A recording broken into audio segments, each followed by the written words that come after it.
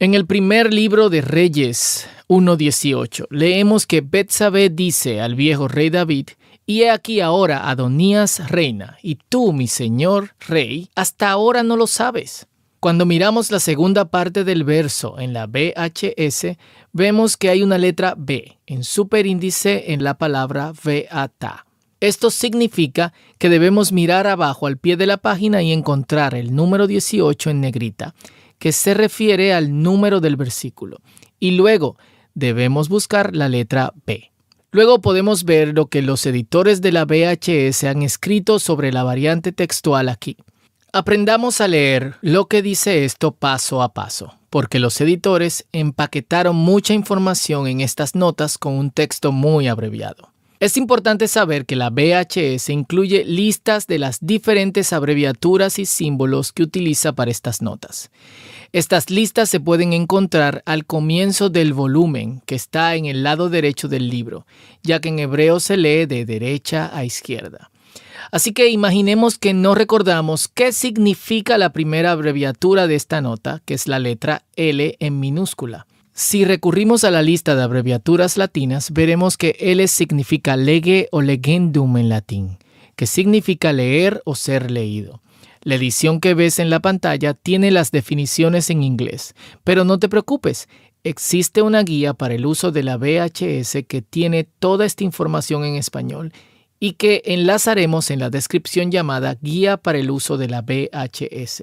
Aparato crítico, masora, acentos, letras poco comunes y otros signos.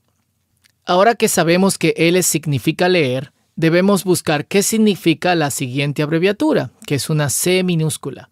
Cuando encontramos C, vemos que significa cum en latín, que significa con. Así que ahora sabemos que los editores nos dicen que leamos con algo. La siguiente abreviatura es para la palabra multi en latín, que significa muchos.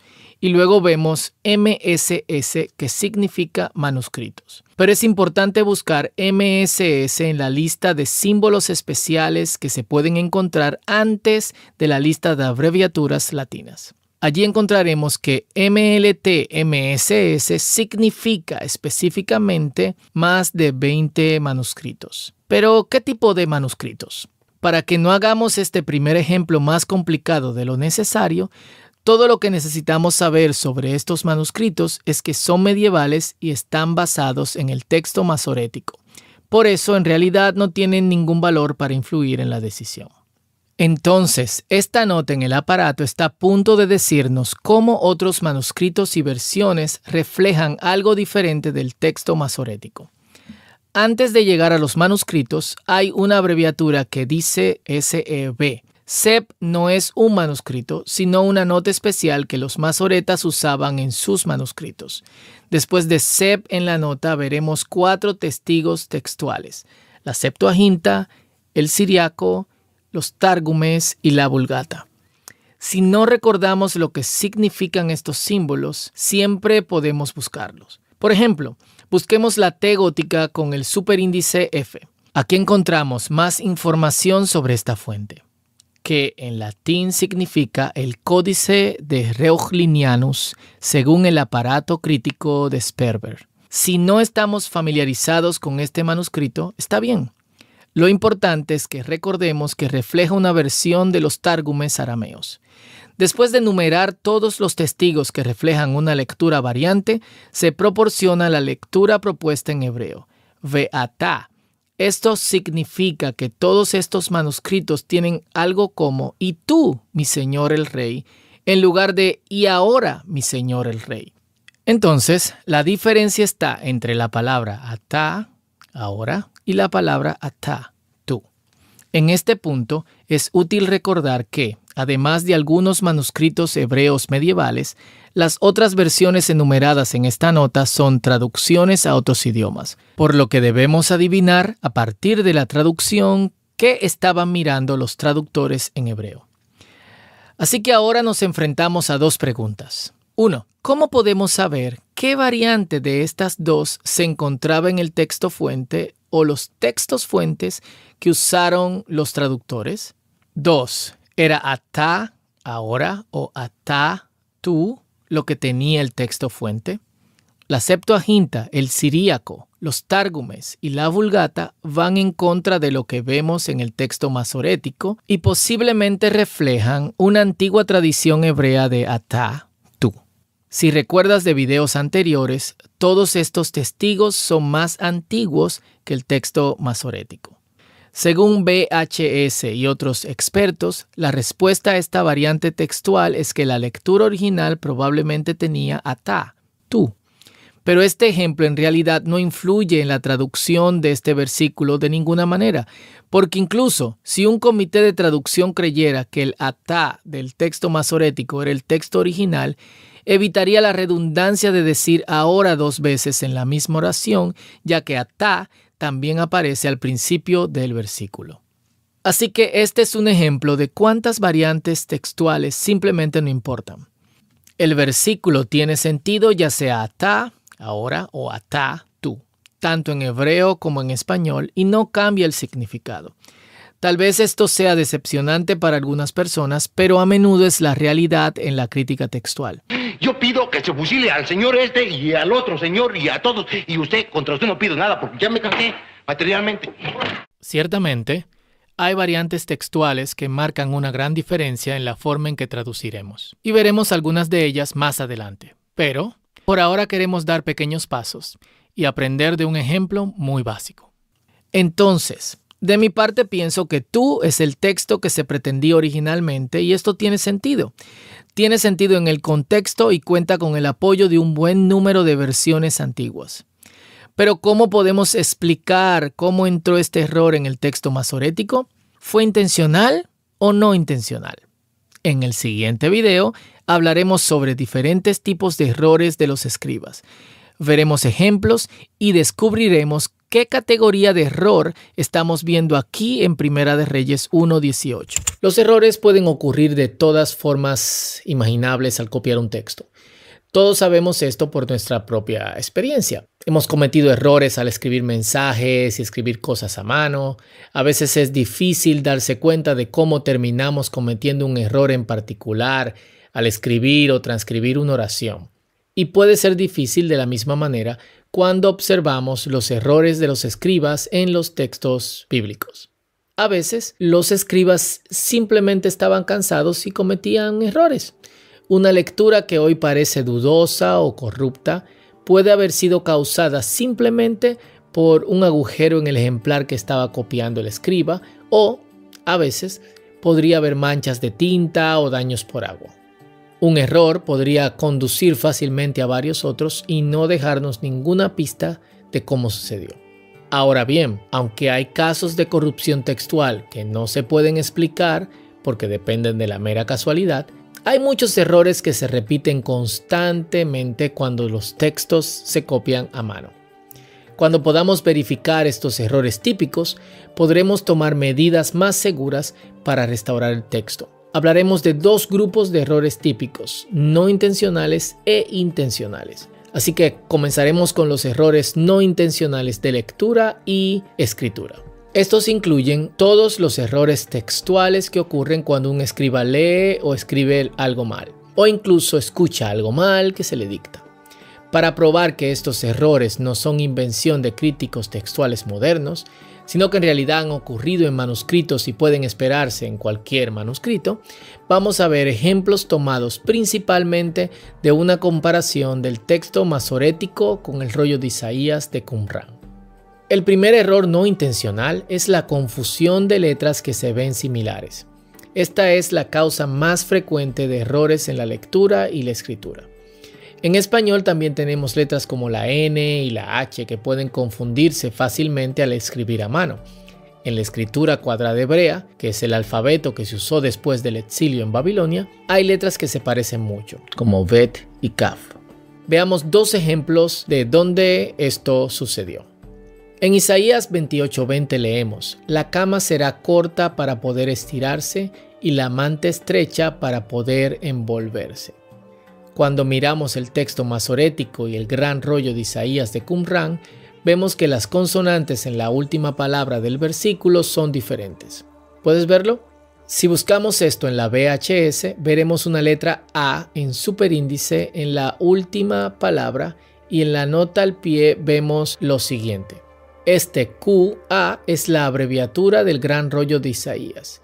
Y lo que sigue es la primera parte de la palabra en ese rollo que difiere del texto masorético.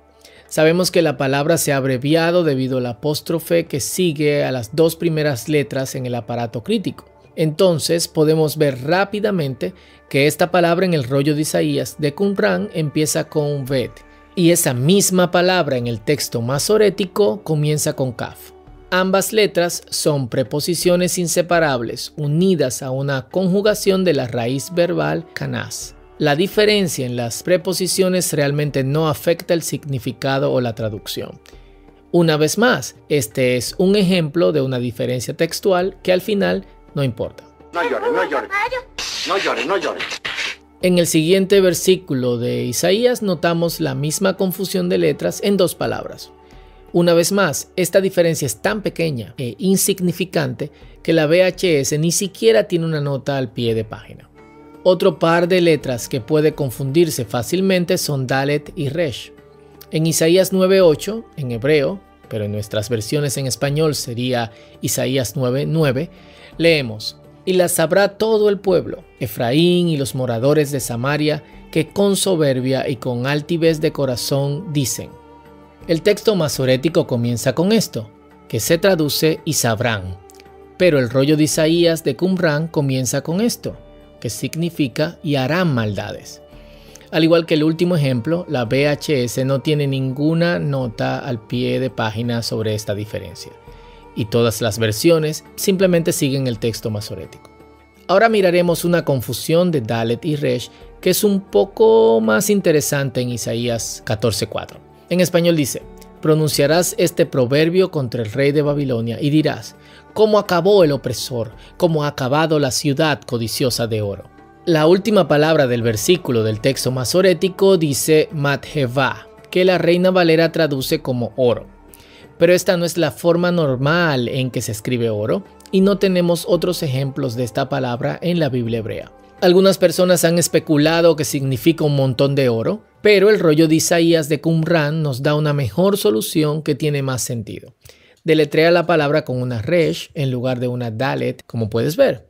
Si aceptamos la forma en que está escrito en el rollo de Isaías, la última parte del versículo se leería como: ¿cómo acabó su furia insolente? Esto es exactamente lo que tiene la NBI, y Dios habla hoy tiene algo parecido que sigue al rollo de Isaías. En la época en que Reina y Valera estaban traduciendo la Biblia, los rollos del Mar Muerto aún no se habían descubierto, por lo que no pudieron hacer esta corrección. Si miramos esto en la VHS, veremos una nota al pie de página interesante. Esta nota sugiere que deberíamos leer con el rollo de Isaías de Qumran, Símaco, Teodosión, el Siríaco y los Tárgumes, que atestiguan la ortografía de la palabra Resh en lugar de Dalet. Si no recuerdas cuáles son esas fuentes, las discutimos en videos anteriores. La nota también nos dice que echemos un vistazo a la Septuaginta, que definitivamente no tiene nada que ver con el oro, pero tampoco refleja el mismo significado que reflejan los otros testigos en la lista. Se traduce con Ho Epispudastes, que significa el capataz. Ahora, por cuestiones de tiempo, vamos a hacer una ronda relámpago de ejemplos de confusión de letras. Si deseas buscarlos por tu cuenta y estudiarlos en detalle, por favor, hazlo. También enlazaremos algunos recursos en la descripción que contienen más ejemplos. Aquí hay algunos versículos más donde hubo una confusión entre Resh y Dalet. Las letras Hei y Het también se pueden confundir fácilmente, especialmente si el escriba se descuida un poco con su letra. Estos son algunos ejemplos.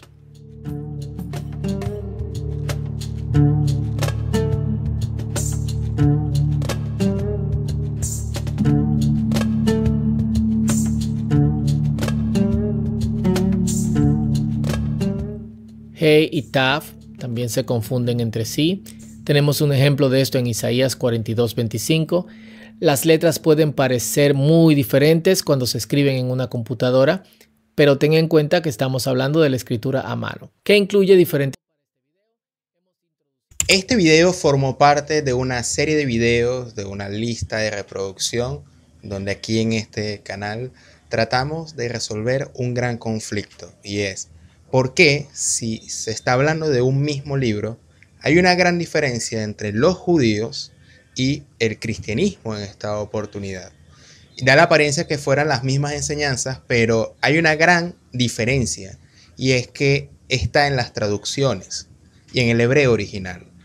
Porque a causa de una palabra mal traducida o de un contexto mal entendido, se pueden sacar creencias que cambian completamente el panorama. Por eso, en estos videos que estás viendo en pantalla, hemos poco a poco hecho el ejercicio de ir primero al texto de la Biblia, pero sobre todo con las distintas herramientas del hebreo, buscar la palabra y si realmente eso que dice el texto de la Biblia se corresponde con el hebreo original.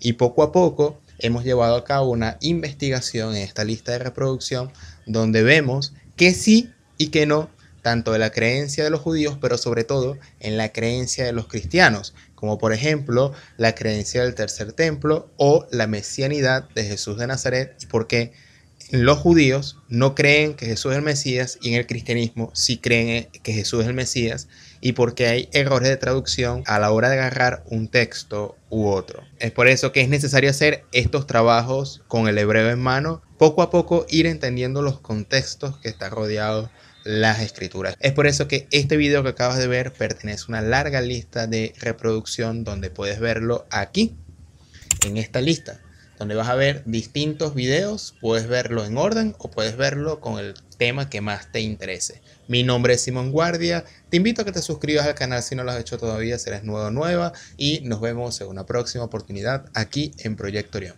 Hasta pronto.